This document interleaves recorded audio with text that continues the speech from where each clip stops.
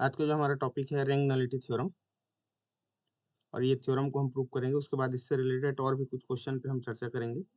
Already पिछले class में एक दो क्वेश्चन हम देखे थे, कोई नॉर्मल फंक्शन डिफाइन करके, है ना, कि किस तरीका से वो लीनियर ट्रांसफॉर्मेशन है या नहीं, और उसका रैंक क्या होगा, नलिटी क्या होगा, ये सब चीज चर्चा किए हैं। साथ ही साथ रैंक नलिटी थ्योरम को हम सेटिस्फाई भी कराए थे। तो आज हम उसका थ्योरम यहाँ पे प्रूव करने जा रहे हैं। तो स्टेटमेंट कहता है इसका,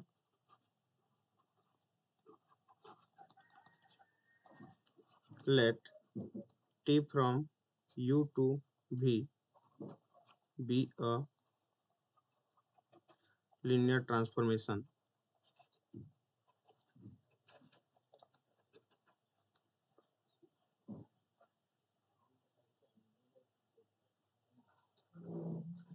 जहाँ पे ध्यान दें, यहाँ पे ये u and v finite dimensional vector space है ना, हम इसी की बात करेंगे, linear transformation, then so that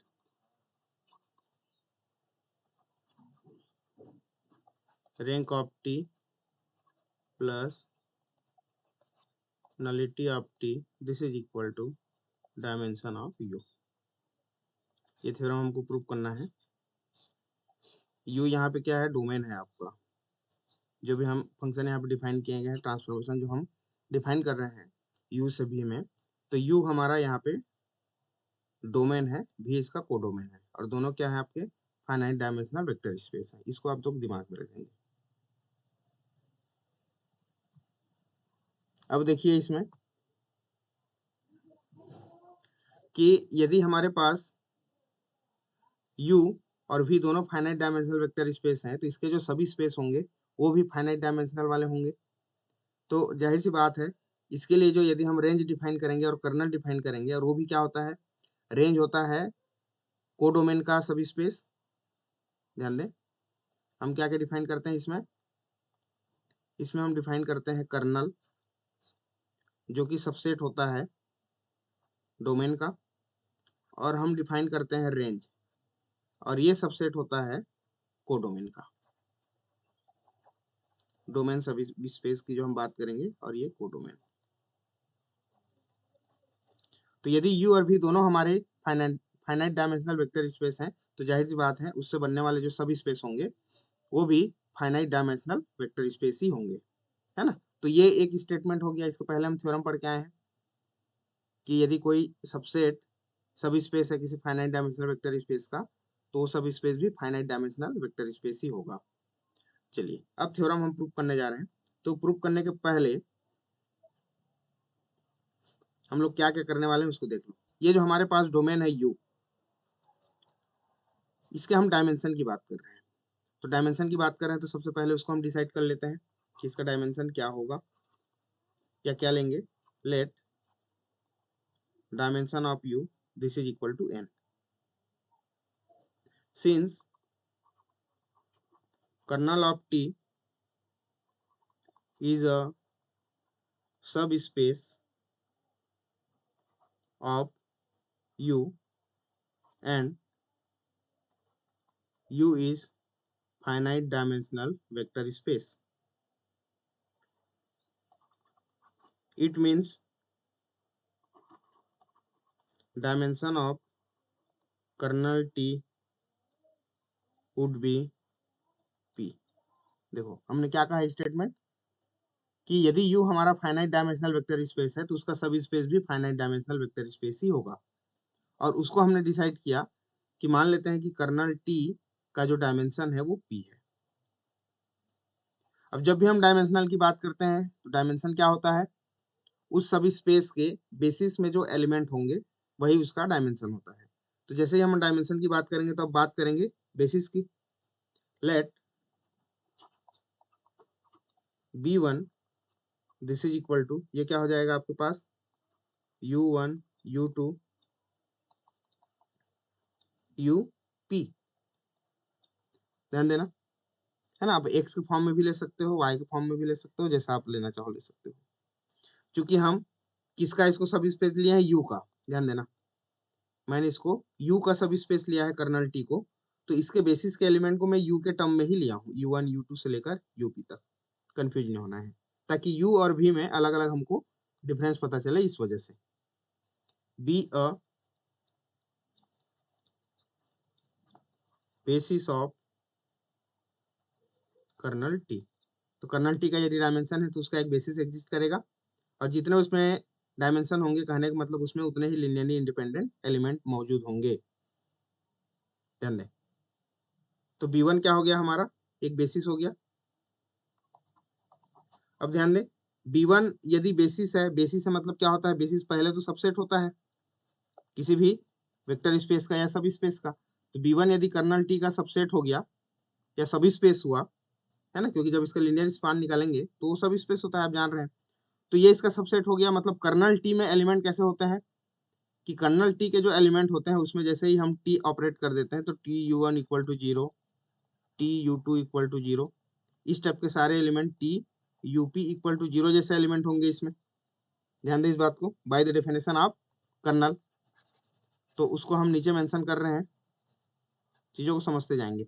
ये सारी चीज़ें आप पहले भी पढ़ के आ चुके हैं, उसी को हमको स्टेप बाय स्टेप अरेंज करना है और थ्योरम आपको प्रूफ होते जाएगा, एंड नथिंग एल्स। तो ये हमारा B1 हो गया बेसिस कर्नल टी का। कर्नल टी का हो गया, मतलब ये B1 में जितने एलिमेंट होंगे वो सारे एलिमेंट कर्नल टी में भी होंगे, और कर्नल टी में होंगे तो किस टाइप के होंगे, उसको यदि हम टी लगा देते हैं उसमें या ट्रांसफॉर्मेशन टी यूज करते हैं तो वो सारे जीरो हो जाएंगे। TU2 equal to 0 up to TUP this is equal to 0। क्योंकि हमने डायमेंशन P लिया हुआ है इसलिए उसके बेसिस में एलिमेंट भी P तक ही जाएंगे। अब ये कैसे मिला हमको, by the definition of kernel T, ये इस वजह से जीरो होते चले गए। ध्यान दें, also B1 is Li set in kernel T. यदि बेसिस है तो जाहिर सी बात है उसके सारे एलिमेंट लिनियरली इंडिपेंडेंट होंगे, और यदि B1 कर्नल टी में Li सेट है, इसका मतलब B1 is Li set in U also। क्यों, क्योंकि B1 सबसेट है U का, बेसिस माने सबसेट है उसका। ध्यान दें, कर्नल टी में क्या है, ये Li है, तो U में भी ये आपका Li सेट हो जाएगा।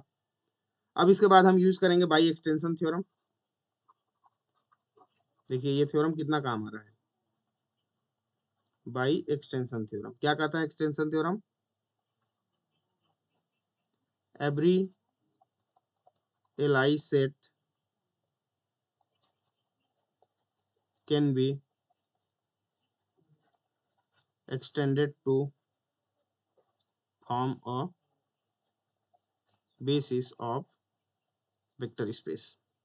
हर एक Li सेट को उस वेक्टर स्पेस के बेसिस के फॉर्म में हम उसको एक्सटेंड कर सकते हैं। ध्यान देंगे इस बात को, है ना। तो B1 को हम इधर एक्सटेंड करेंगे किसके वेक्टर स्पेस के फॉर्म में, U के वेक्टर स्पेस U कर देता हूं इसको, है ना, वेक्टर स्पेस ऑफ U। ये तो हमने एक नया बेसिस हमको यहाँ पे प्राप्त हो रहा है, और वो क्या नाम दे रहे हैं हम इसको, इसको नाम दिए हमने B2। और इसमें जो एलिमेंट होंगे कैसे एलिमेंट होंगे, ध्यान देंगे, ये आपका U1 U2 U3 से लेकर UP तक तो आएंगे ही। अब इसमें कौन सा एलिमेंट हम शामिल करें और कितना शामिल करें कि इसका डायमेंशन बन जाए, तो ये स्टार्ट होगा आपका UP+1 से लेकर UP+2 अप टू ये आपका आ जाएगा UN तक। हमने इसमें एलिमेंट n तक कंसिडर क्यों किया, कारण हम शुरू में ही स्टार्ट किए थे कि dimension of U this is equal to n, तो उसके बेसिस में एलिमेंट भी कितने होंगे, n ही होंगे, तभी उसका डायमेंशन n है। ध्यान दें इस बात को, है ना। एक वेक्टर स्पेस के एक से अधिक बेसिस हो सकते हैं, लेकिन नंबर ऑफ एलिमेंट जो है सेम होते हैं। हम ये थ्योरम पिछले क्लास में इसको देख के आए हैं। तो हमने UP को UP+1 UP+2 से लेकर UN तक इसको हमने आगे बढ़ा दिया। अच्छा, अब इसमें ध्यान देंगे, यहां से लेकर P तक इसमें नंबर ऑफ एलिमेंट हो गए P, और यहां से लेकर यहां तक टोटल एलिमेंट n है, तो यहाँ पे नंबर ऑफ एलिमेंट कितने मिलेंगे, यहाँ पे n-p मिलेंगे। ध्यान दो, तभी दोनों को आप ऐड करोगे तो total number of element in this basis, that is extension basis ना, एक्सटेंडेड बेसिस है ये B2, तो इसमें टोटल एलिमेंट कितने हो जाएंगे, ऐड करने पे n हो जाएगा। इस बात को आप लोग दिमाग में रखेंगे। Now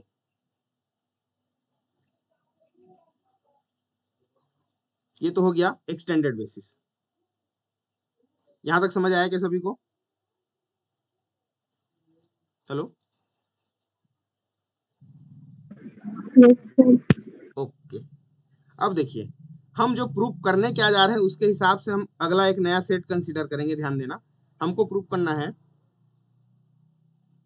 rank of T, nullity of T, this is equal to dimension of U. ध्यान देना, डायमेंशन ऑफ यू कितना है हमारे पास? n है। रैंक ऑफ टी कितना मिल रहा है हमको? हमको मिल रहा है p। हम लेके चले हैं ना, ध्यान देना, हम पहले रैंक की बात किए यहाँ पे। क्यों? क्योंकि रैंक ऑफ टी क्या होता है? डोमेन का सब स्पेस होता है, और डोमेन का सब स्पेस है मतलब उसका बेसिस होगा। और बेसिस होगा उसमें मतलब उसमें जितने नंबर ऑफ एलिमेंट होंगे वही उसका डायमेंशन होगा कर्नल का, है ना। तो मैं गड़बड़ कर दिया क्या? सॉरी। नलिटी हमको मिला है, नलिटी हमको मिला है p, ठीक है, क्योंकि dimension of kernel T, this is called nullity of T, है ना। और ये हम क्या लेके चल रहे हैं? p लेके चल रहे हैं, क्योंकि कर्नल टी के बेसिस में हमने नंबर ऑफ एलिमेंट p लिया हुआ है। तो ये नलिटी ऑफ p मिल गया। तो रैंक ऑफ t कितना होना चाहिए कि इक्वल टू n हो जाए? ये होना चाहिए n माइनस p। देखिए, हम आगे की चीजों को थिंकिंग करके यहां से हम एक नया सेट कंसीडर करेंगे, इसी बात को ध्यान में रखते हुए समझना इसको। तो rank of T plus nullity of T equal to dimension U prove करना है। तो नलिटी टी ऑलरेडी हम यहाँ पे p कंसीडर कर चुके हैं, डायमेंशन ऑफ यू को हम n कंसीडर कर चुके हैं। तो नलिटी में हम रैंक ऑफ टी यदि ऐड करते हैं तो n मिलना चाहिए। तो उस केस में हमको रैंक ऑफ टी को n माइनस पी दिखाना पड़ेगा। देखिए, रैंक ऑफ टी मतलब क्या है? ये रेंज सेट जो मिलेगा हमको कोडोमेन में, उसके बेसिस में नंबर ऑफ एलिमेंट है ये, ध्यान देना, है ना। तो रैंक क्या है एक्चुअल में? रैंक ऑफ टी को हम क्या कहते हैं? Dimension of range T, dimension of range T. तो देखिए, ये जो हम यहाँ दाईं ओर जो कर रहे हैं, ये वाले टर्म्स यदि आपको समझ में आते हैं तो इधर जो लेफ्ट हम करने वाले हैं ना, वो सारी की सारी चीजें समझ में आने वाला है ना। तो टी का जो रेंज होगा उसके डायमेंशन को हम रैंक टी कहते हैं। तो डायमेंशन की बात करेंगे मतलब बेसिस की बात करेंगे, और उसमें जितने नंबर ऑफ एलिमेंट होंगे वही उसका रैंक होगा।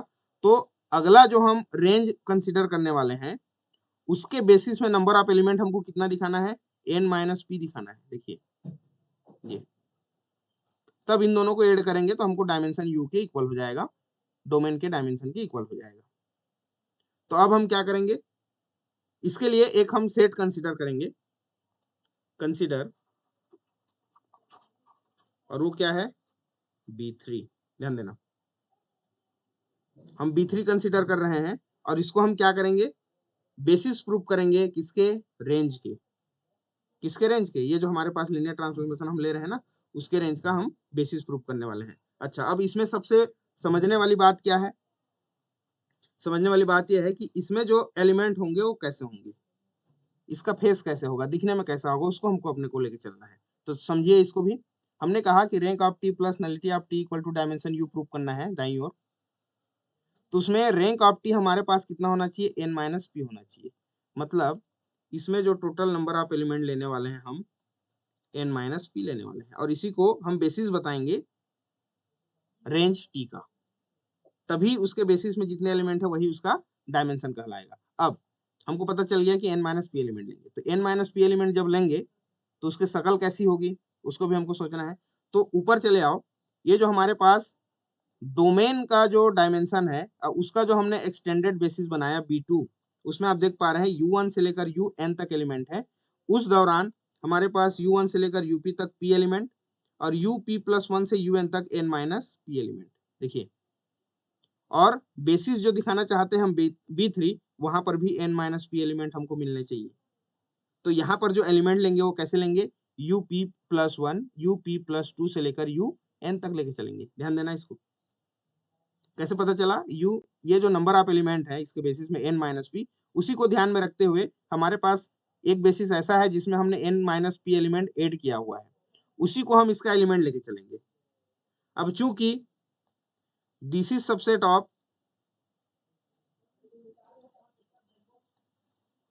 रेंज टी, ध्यान दो, ये जो हम B3 लेके चल रहे हैं ये रेंज टी का सबसेट होना चाहिए, उसके बाद तो हम इसको बेसिस दिखाएंगे क्या, है ना।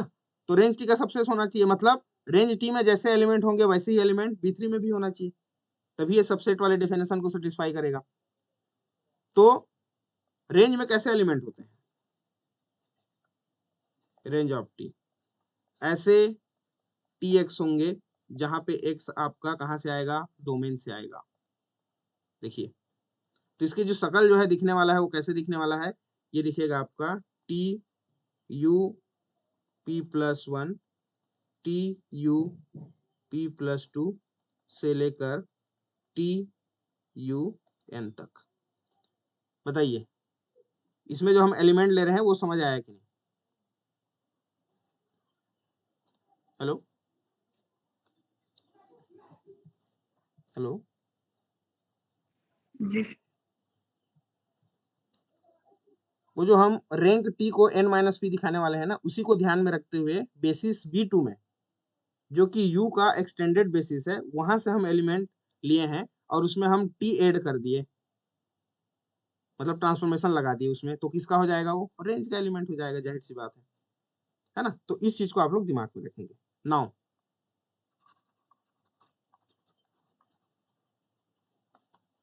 We have to prove B3 is a basis of range of T, that is पहला point, B3 is a Lie set and number through linear span of B3, this is equal to range of T दिखाना है आपको, है ना। उसको basis दिखाने के लिए दो कंडीशन हमको शो करना पड़ेगा, ऑटोमेटिक B3 हमारा रेंज T का बेसिस हो जाएगा और इसके बेसिस में जितने एलिमेंट होंगे वही उसका डायमेंशन हो जाएगा, और डायमेंशन जैसे ही मिलेगा तो हमको रैंक मिल जाएगा, उसी को हम रैंक कहते हैं ट्रांसफॉर्मेशन का। तो चलिए अब पहला जो हमारा जो पड़ाव होगा वो क्या होगा कि B3 को हम Li प्रूव करें। सो लेट एक लीनियर कॉम्बिनेशन लेके चलेंगे, उसको जीरो बनाएंगे, है ना। तो हमारे पास एलिमेंट कैसा है यहाँ पे, T U P plus one plus T U P plus to से लेकर प्लस टी यू एन है, इसको जीरो लेके चलेंगे और इसमें हम स्केलर मल्टीप्लाई करेंगे। स्केलर हम क्या लेके चल रहे हैं, alpha P plus one, alpha P plus two and so on, यहाँ से अल्फा एन। देखिए जैसे हम एलिमेंट कंसीडर किए हैं ना, बिल्कुल उसी के जैसा हम यहाँ पे स्केलर भी कंसीडर कर रहे हैं और इसको हमने जीरो मान लिया। और जीरो मानने के बाद हम क्या करेंगे, ये जितने भी स्केलर ले रहे हैं हम, alpha P plus one, alpha P plus to और अल्फा एन, यदि जीरो हो जाते हैं तो ये जो हमारा सेट B3 है जिससे हमने एलिमेंट लिया है T U P one, T U P plus to और टी यू एन, ये आपका Li हो जाएगा।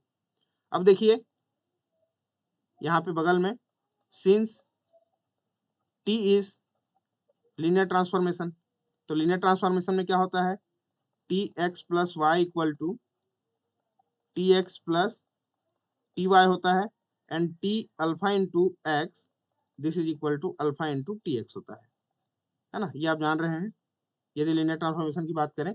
तो पहला वाला शर्त देखो आप, लेफ्ट से हम राइट गए सेकेंड वाले में, तो सेकेंड से हम राइट टू लेफ्ट भी आ सकते हैं।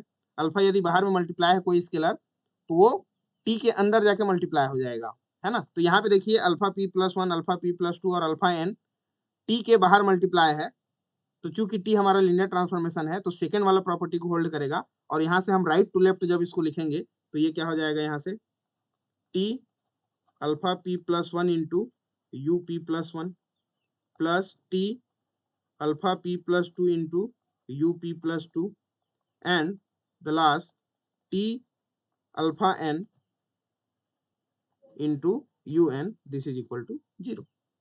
ये सेकेंड प्रॉपर्टी से।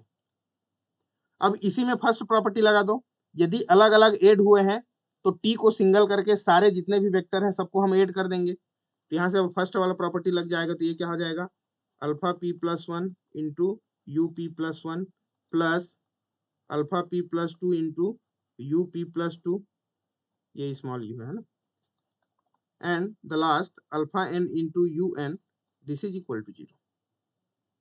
देखिए, है ना, ये सेकेंड प्रॉपर्टी लीनियर ट्रांसफॉर्मेशन का, और ये फर्स्ट प्रॉपर्टी लीनियर ट्रांसफॉर्मेशन का।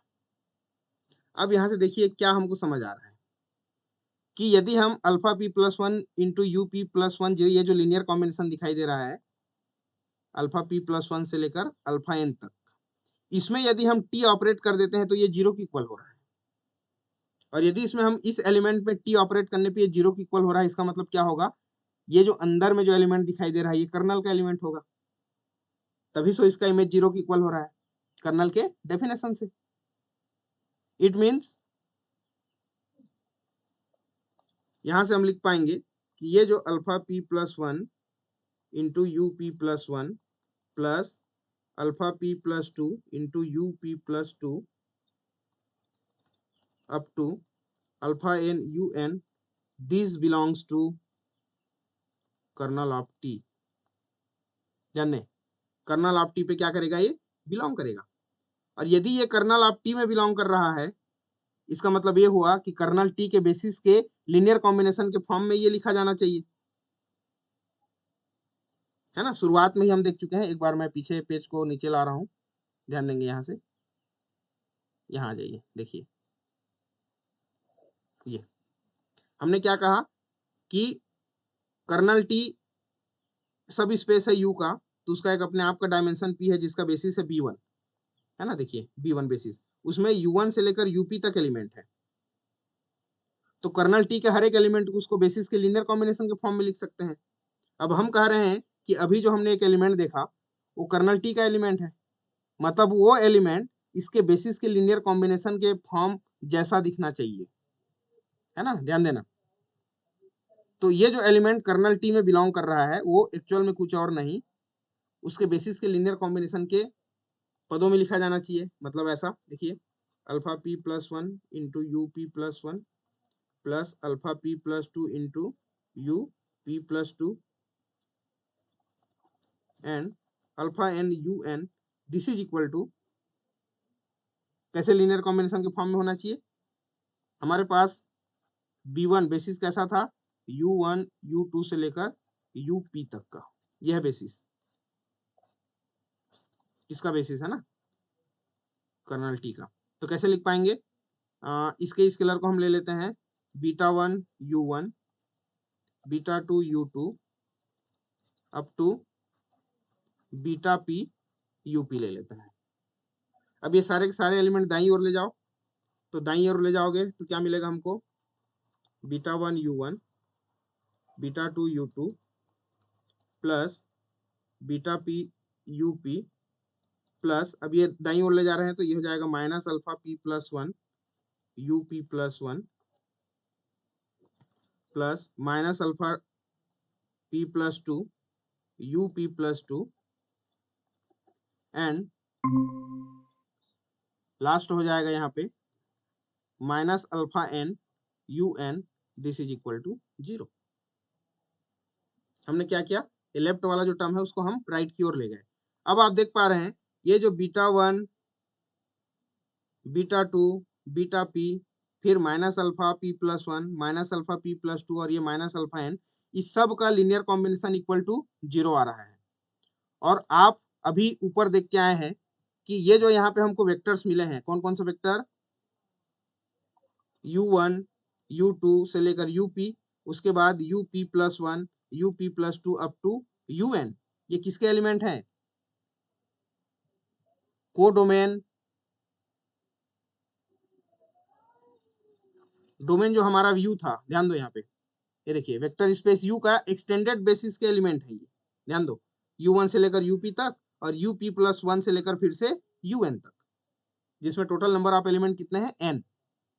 ये एक्सटेंडेड बेसिस है हमारे डोमेन U का, और उसका लीनियर कॉम्बिनेशन इक्वल टू 0 हो रहा है, और B2 को ऑलरेडी कह रहे हैं कि क्या है, ये बेसिस है, तो उसके सारे के सारे स्केलर 0 हो जाएंगे यदि लीनियर कॉम्बिनेशन इक्वल टू 0 आ गया तो, है ना। हम बेसिस का डेफिनेशन यूज कर रहे हैं, जनरल डेफिनेशन, है ना। तो यदि बेसिस है तो वो क्या होगा, एलआई सेट होगा, और एलआई सेट प्रूव करने के लिए क्या करते हैं, लीनियर कॉम्बिनेशन को हम 0 लेके चलते हैं और उसके सारे स्केलर जीरो हो जाते हैं। तो ऑलरेडी देखिए इसका लीनियर कॉम्बिनेशन जीरो हो रहा है और B2 हमारा बेसिस है, तो यहाँ से β1 β2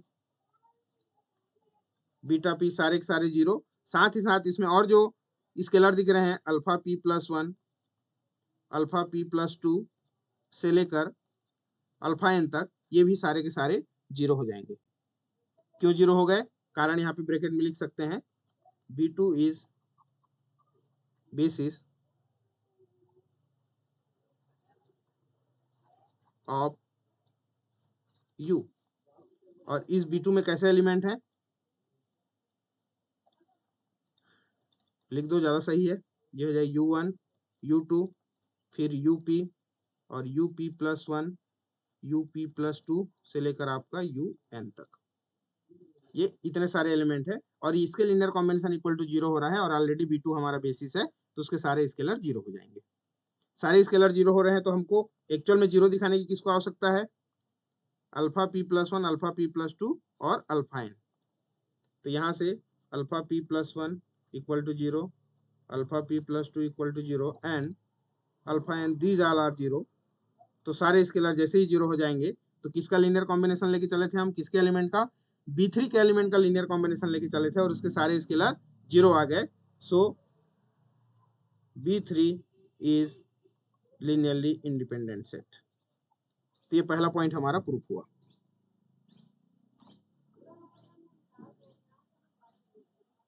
बताइए, ये समझ आया इतना? Hello,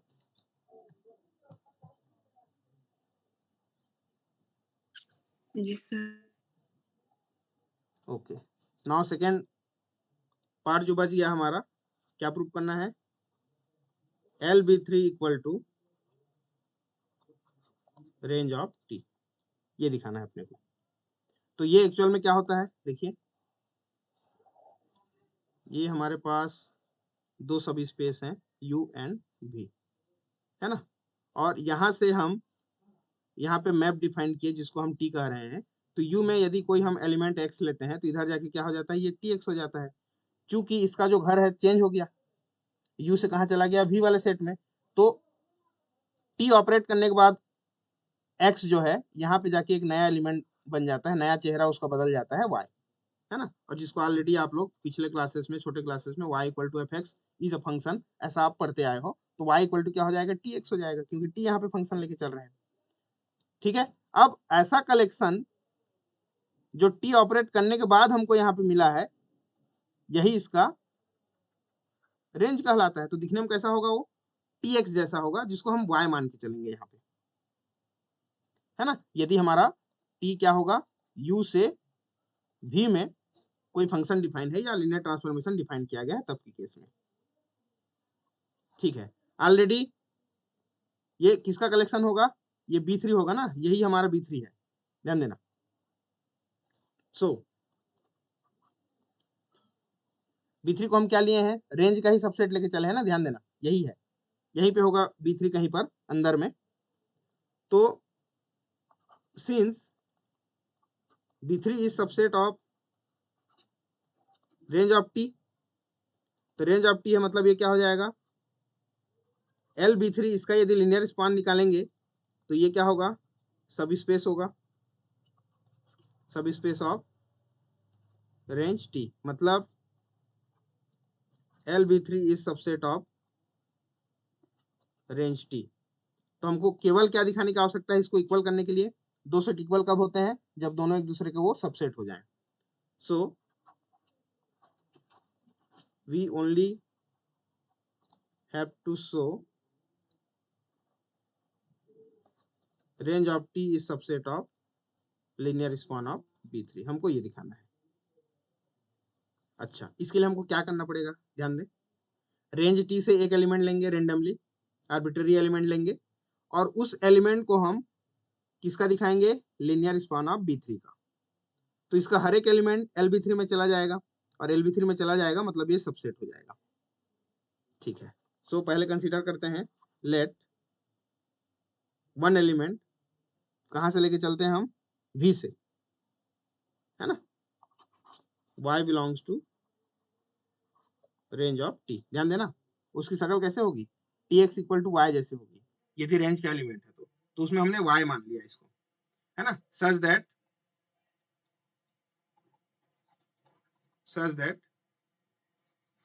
y equal to T of x हो जाएगा। सिंस, अच्छा, यदि y आपका रेंज t में है तो एक x ऐसा बिलोंग करेगा जो किसमें होगा, डोमेन में होगा। यदि y हम को डोमेन से ले रहे हैं तो एक x ऐसा होगा जो डोमेन में एग्जिस्ट करेगा और उसको हम ट्रांसफॉर्मेशन करने के बाद वो y बन रहा है, सीधी सी बात है ना। So since x belongs to v, sorry क्या लेके चल रहे हैं हम डोमेन को, u लेके चल रहे हैं ना, x belongs to u such that x can be written as linear combination of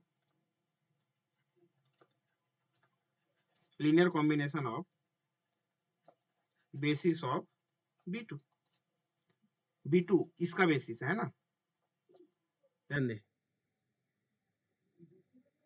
और इसके बेसिस को हम b3 लेके चले,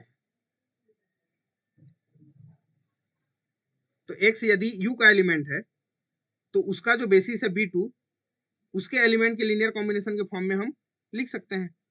तो क्या हो जाएगा, यहां से x जो हमारा लिखा जाएगा अल्फा 1 u1 अल्फा 2 u2 से लेकर alpha p up plus alpha p plus 1 up plus 1 से लेकर फिर से अल्फा n un तक लिखा जाएगा। देखिए अब हम बात किसकी कर रहे हैं, x की थोड़ी कर रहे हैं, हम बात कर रहे हैं tx की। देखिए tx कहाँ होगा, रेंज में होगा, तो हम दोनों साइड में t ऑपरेट कर देते हैं। ये जो हमको x मिला है हम दोनों तरफ t लगा देते हैं इसका, ये tx हो जाएगा, और यहाँ से t alpha 1 u1 alpha 2 u2 alpha p up और ये alpha p plus 1 up plus 1 plus alpha n un और ये ब्रैकेट क्लोज। अब देखिए t हमारा लीनियर ट्रांसफॉर्मेशन है, लीनियर ट्रांसफॉर्मेशन होगा तो दो प्रॉपर्टी होल्ड करता है ना, tx plus y tx plus T y अलग अलग हो जाएगा, और यदि कोई स्केलर मल्टीप्लाई है तो वो बाहर में आ जाता है, तो मैं इसको डायरेक्ट कर रहा हूँ, यहाँ से अल्फा 1 को बाहर निकाल के टी ऑफ u1 कर देता हूँ, अल्फा 2 को बाहर निकाल के टी ऑफ u2 कर देता हूँ, और यहाँ से अल्फा p को बाहर निकाल के टी ऑफ up कर देता हूँ, प्लस यहाँ से क्या हो जाएगा alpha p plus 1 T of up plus 1 up to alpha n T of u1 हो जाएगा। ये लीनियर ट्रांसफॉर्मेशन की प्रॉपर्टी से है, ये ध्यान देंगे, ये है ना। अब आप लोग देख पा रहे हैं कि ये जो u1 u2 से लेकर up तक जो एलिमेंट है ये किसका एलिमेंट है, कर्नल t का, ध्यान देंगे, क्योंकि b1 में यही एलिमेंट है ना, ध्यान देंगे b1 में जो कर्नल का बेसिस है b1 उसमें u1 से लेकर up तक एलिमेंट है, और जैसे ही उसमें हम t ऑपरेट करते हैं तो क्या हो जाता है, वो जीरो हो जाता है, तो यहाँ से alpha 1 into two T u1 की वैल्यू क्या हो जाएगी, zero, alpha 2 into T u2 की वैल्यू हो जाएगी फिर से जीरो, क्योंकि वो कर्नल का एलिमेंट है, तो ये alpha p into zero plus यहाँ से आपके पास बच जाएगा alpha p plus 1 T of up plus 1 up to alpha n T of un, है ना। ये कारण समझ में आ गया होगा, यहाँ पे मैं बगल में कर देता हूँ, ये जो ui है ये बिलोंग करते हैं बेसिस में, और बेसिस जो है सबसेट है किसका, कर्नल ऑफ टी का, है ना, कर्नल ऑफ टी का है, मतलब इसके शकल कैसे होंगे, इसमें यदि मैं टी चिपका देता हूं तो ये जीरो हो जाएगा, ऐसा टी यदि हम ऑपरेट कर देते हैं लीनियर ट्रांसफॉर्मेशन तो जीरो की इक्वल हो रहा है, तभी वो कर्नल का एलिमेंट है, ध्यान दें। तो ये सारे के सारे जीरो हो गए, कहां तक, टी यूपी तक, और टी यूपी तक जब ये जीरो हो रहा है तो हमारे पास बचा अल्फा क्या है ये टी एक्स ना, देखिए alpha P plus 1 T of u p plus 1 alpha P plus 2 T of up plus 2 up to alpha n T un, ये इतना टर्म बच गया हमारे पास, देखिए, और ये टी ऑफ एक्स एक्चुअल में क्या है, y है, जो कि रेंज सेट का एलिमेंट है, अब देखिए रेंज सेट के एलिमेंट को हम T of U P plus one, T of U P plus to और टी ऑफ यू एन के लीनियर कॉम्बिनेशन के फॉर्म में लिख पाए। तो लीनियर कॉम्बिनेशन के फॉर्म में लिख पा रहे हैं, इसका मतलब क्या हो गया कि ये लीनियर स्पान ऑफ B3 में चला जाएगा।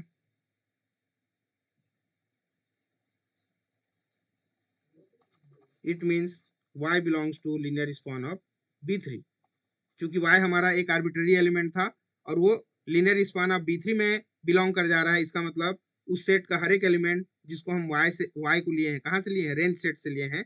सो range of T is subset of linear span of B3। और पहला कंडीशन और दूसरा कंडीशन को मिला देने पे ये आपको हो जाएगा linear span of B3 this is equal to range of T। अब यदि B3 हमारा क्या हो गया, अब बेसिस हो गया, दो कंडीशन प्रूव कर दिया हमने, B3 Li हो गया और उसका लीनियर स्पान रेंज T के इक्वल हो गया, मतलब इसका हर एक एलिमेंट रेंज T के हर एक एलिमेंट को जनरेट करता है। सो B3 is a basis of range T। सो इसका जो डायमेंशन होगा रेंज ऑफ T, जिसको हम क्या कहते हैं, रैंक ऑफ T कहते हैं, कितना हो जाएगा n माइनस पी, क्योंकि उसके बेसिस में हम n माइनस पी एलिमेंट लेके चले हैं। अब यहां से इसको आगे हम करते हैं, तो rank of T this is equal to n क्या है, ये है आपका dimension of U, minus p क्या है, ये है आपका नलिटी। p को हम क्या लिए हैं, कर्नल का डायमेंशन लेके चले हैं, तो ये हो जाएगा नलिटी ऑफ T। आप यहां पर भी थ्योरम प्रूव कर सकते हो या फिर नलिटी को आप लेफ्ट में ले आओ, तो ये हो जाएगा रैंक ऑफ T प्लस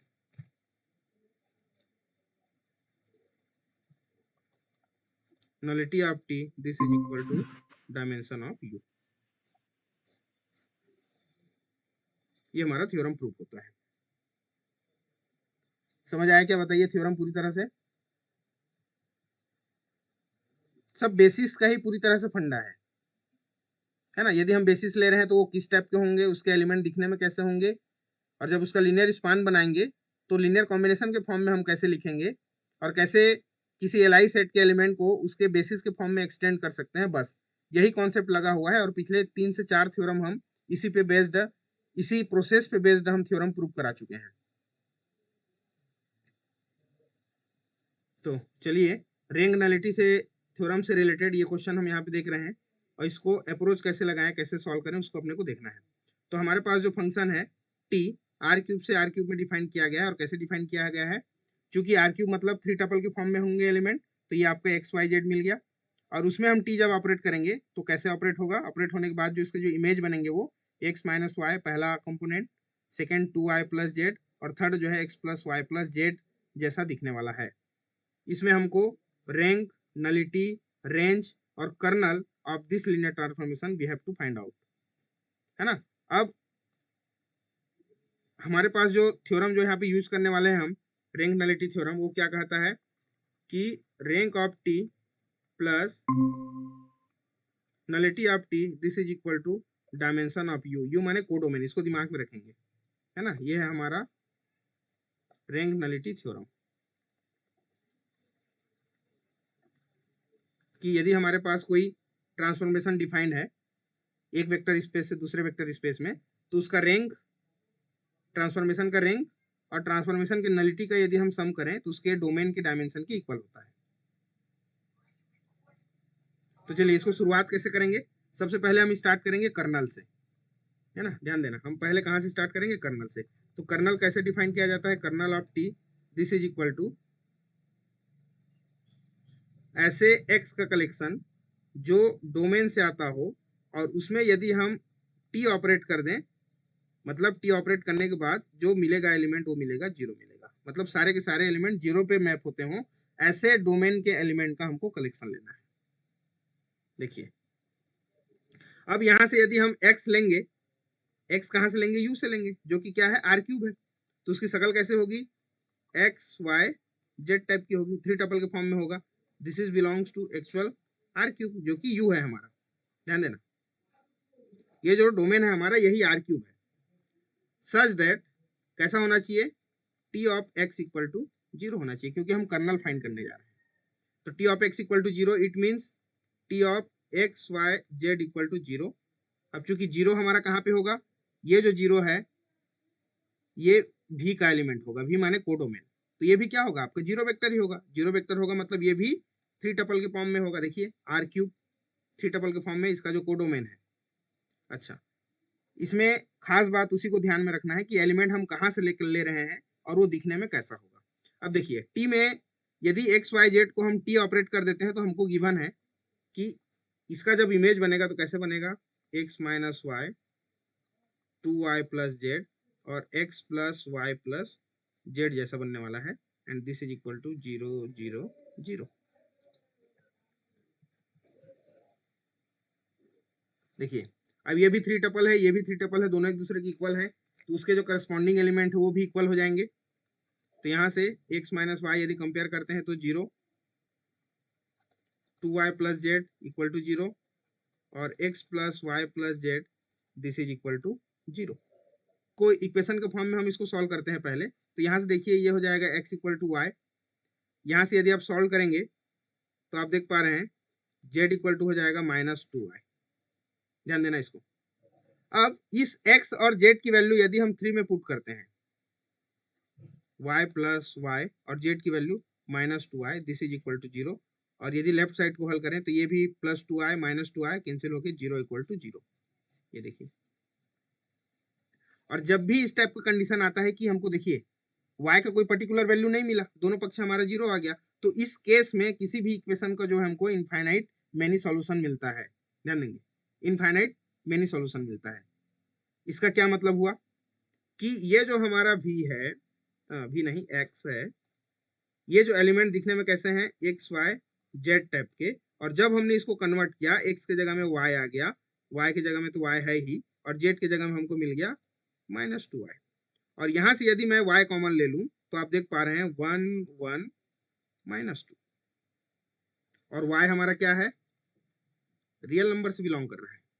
तो जैसे जैसे मैं y की वैल्यू चेंज करते जाऊंगा वैसे वैसे ये कैपिटल X की वैल्यू बदलते जाएगी, जो कि किसका मेंबर है, आर क्यूब का मेंबर है। और इसको हम क्या लेके चले थे, T of x this is equal to 0 लेके चले थे, मतलब कर्नल का एलिमेंट हम लेके चले थे इसको। तो आप देख पा रहे हैं y जितना बदलेगा उतना ही x की वैल्यू बदलते जाएगी। मतलब ये क्या है, नंबर ऑफ एलिमेंट क्या मिल रहे हैं यहाँ पे हमको, इनफाइनाइट मिल रहे हैं। y जैसे जैसे बदलते जाएगा वैसे वैसे x की वैल्यू बदल रही है। ध्यान देना, यहाँ पे ये नंबर ऑफ एलिमेंट कितने मिल रहे हैं, यहाँ पे इनफाइनाइट मिल रहे हैं। लेकिन एक चीज गौर करेंगे, ये सारा का सारा एलिमेंट किससे जनरेट हो रहा है, 1 1 -2 से। ध्यान दें, 1 1 -2 से जनरेट हो रहा है। मतलब इसका जनरेटर में कितने एलिमेंट है हमारे पास, केवल 1 एलिमेंट है। और हम जान रहे हैं तो इसके जनरेटर को हम क्या ले लेते हैं, बी ले लेते हैं।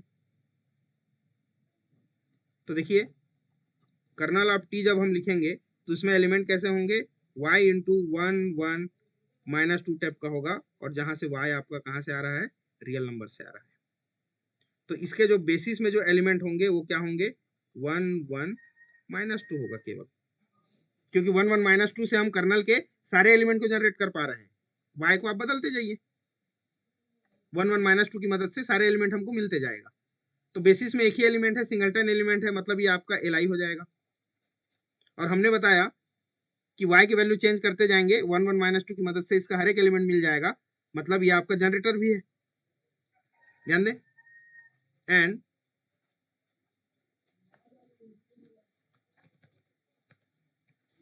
यहां नीचे लिखते हैं b equal to 1 1 -2 is a generator of kernel T. और साथ ही साथ सिंगलटन एलिमेंट होने की वजह से ये क्या हो गया, एल हो गया। हम थ्योरम प्रूफ पढ़ के आए हैं कि every singleton set which is non zero is L.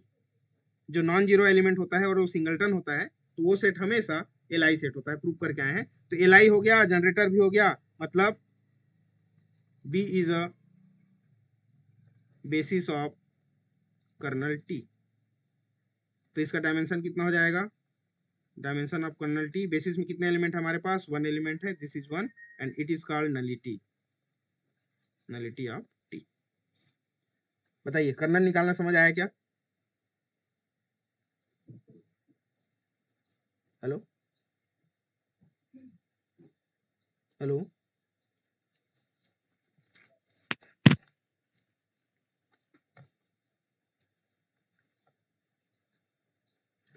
अब इस कर्नल की मदद से by the theorem, rank nullity theorem, since rank of T plus nullity of T, this is equal to dimension of U. Dimension of U क्या है? देखिए हमारे पास फंक्शन था टी आर क्यूब से लेकर आर क्यूब तक, तो ये हमारा डोमेन ही यू है, तो इसमें आर क्यूब है, मतलब इसका डायमेंशन कितना होगा? 3 होगा।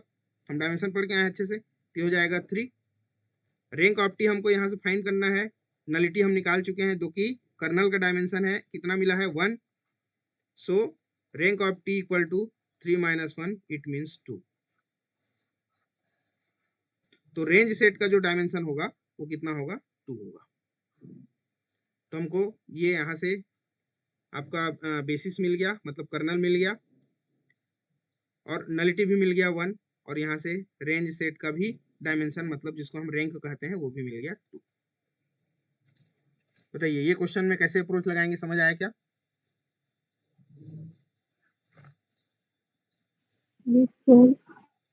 ठीक।